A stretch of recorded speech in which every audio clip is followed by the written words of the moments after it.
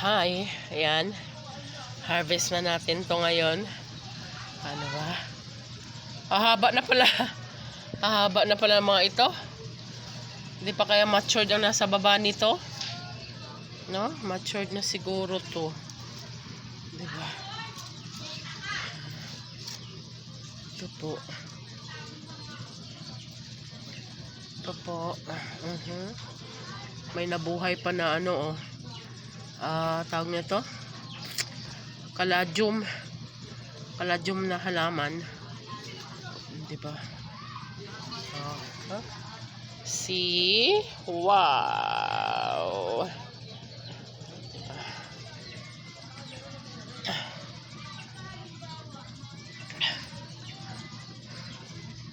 Harvest na natin sila kasi lilipatan natin ng kamatis at saka diba?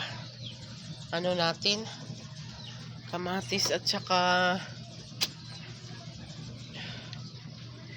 ating sili. Sayang kasi pag hindi natin nilipat, ayan, no?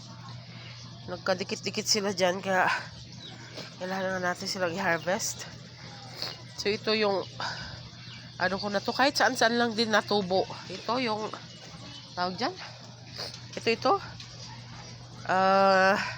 Binili ko yun sa Shopee, nakalimutan ko na yung pangalan. Saan-saan lang din tumutubo eh. Kasi yung buto po niyan, tumutubo kasi pag magulang na. Kaya, tingnan mo, kapal na rin nila.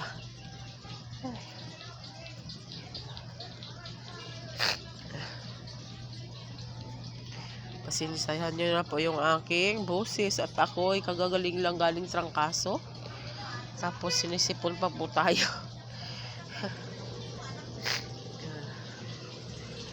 Lilipat ko na lang yung ano.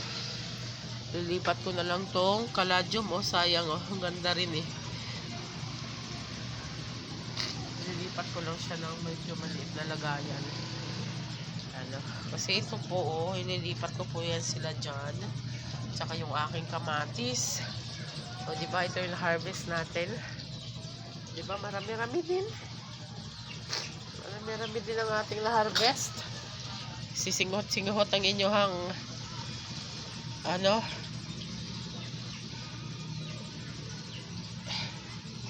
O, diba? O, saan ka pa dyan? Saan ka? Bibiliin mo pa yan, aba, 100 din yan. Di po ba? O, bumili kasi kami ng seeds dito, ng kamatis, sili, tsaka, ano pa ba yung binila? Ang pichay. Tapos ito yung free. Sabi nila, mustasa daw. Tapos nung tinanim namin nung lumaki, litos pala. Diba? At least mas maganda kaysa mustasa. Diba? Pwede natin mapakinabangan agad dyan. Diba? Mamaya, magtatanim na naman ako. Maglilipat ako. Habang ako ay, tingnan nyo po, ako ay naglalaba. Ay, nako, buhay nanay. Bye!